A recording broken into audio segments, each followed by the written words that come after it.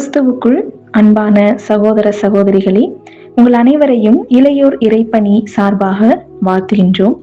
இந்த காணொளி இளையோர் இறைப்பணி தொகுதி தலைவர்கள், அதாவது டீம் லீடர்ஸ் மற்றும் உதவி வட்ட தலைவர்கள், அசிஸ்டன்ட் சர்க்கிள் லீடர்ஸ் மற்றும் வட்ட தலைவர்கள், சர்க்கிள் லீடர்ஸ் இவர்களுக்கான ஒரு துரித பயிற்சிக்கான சிறிய முதற்படி. இளையோர் இறைப்பணியின் தோற்றம். இந்தியாவில் இளையோர் இறைப்பணி 1979 ஆண்டு ஜனவரி மாதம் 6ஆம் தேதி ஸ்வீடன் நாட்டை சார்ந்த டீகன் ஜெர்கர் என்பவரின் துணையோடு திருநிலைப்படுத்தப்பட்டது. இந்த ஊழியம் மற்ற நாடுகளில் boys brigade, girls brigade, junior work என்று எல்லாம் அழைக்கப்படுகிறது. இந்த இறைப்பணியில் பிள்ளைகளுக்கு வேத அறிவு, வேத வாசிப்பு, ஜெபம், பாடல்கள், விளையாட்டுகள், கைத்திறன் பயிற்சி, ஒழுக்கம், சமூக நல அக்கறை, தலைமைத்துவ பயிற்சி போன்றவையெல்லாம் போதிக்கப்படும். இந்த இளையோர் இறைப்பணி சிறு பிள்ளைகளுக்கும் வாலிபர்களுக்கும் நடுவே இருக்கும் அடலசன் பிள்ளைகள், அதாவது பருவ வயதை அடைந்து வளர்ந்து வரும் இளையோர், முதுநிலையோர் ஆகியோரின் தேவைகளை கருத்தில் கொண்டு பல ஆண்டுகளுக்கு முன்பே உருவாக்கப்பட்டது. இந்த வகுப்புகள் 10 முதல் 18 வயது உள்ளவர்களுக்கானது. இதில் 10 முதல் 14 வயது உடையோர் இளையோர் என்றும், 15 முதல் 18 வயது உடையோர் முதுநிலை இளையோர் என்றும் வகைப்படுத்தப்பட்டு அவர்களுக்கென தனித்தனியே பிரத்யேகமான பாடங்கள் வடிவமைக்கப்பட்டுள்ளது. வகுப்பு முறை. வகுப்புகள் ஞாயிறு அன்று ஆராதனைக்கு பிறகு அல்லது ஞாயிறு மாலையோ வட்டத்தலைவர் அவர்களின் ஆலோசனைப்படி வேறு நாளிலோ குறைந்தது 1 மணி நேரம் நடத்தலாம்.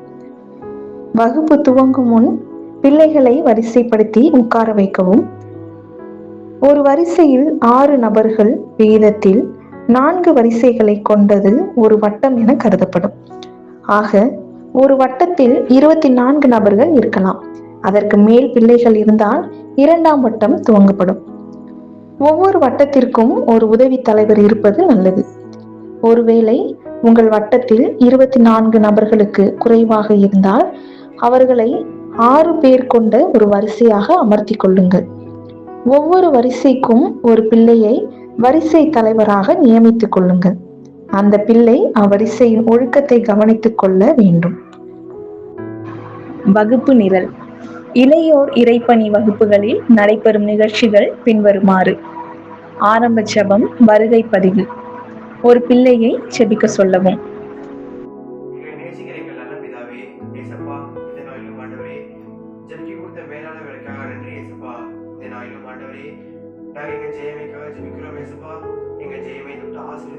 பழைய பாடல்.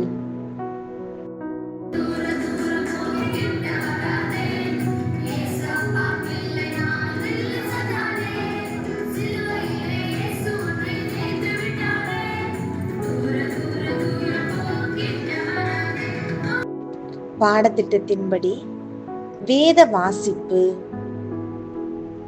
தியானம், அமைதி விளையாட்டு, புது பாடலை கற்றுக் கொடுத்தல்,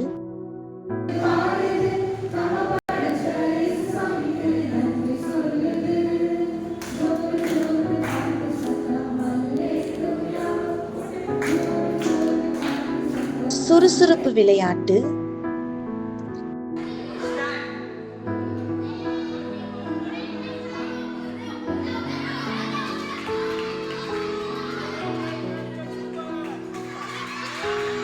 காணிக்கை, அறிவிப்புகள், முடிவு ஜெபம்.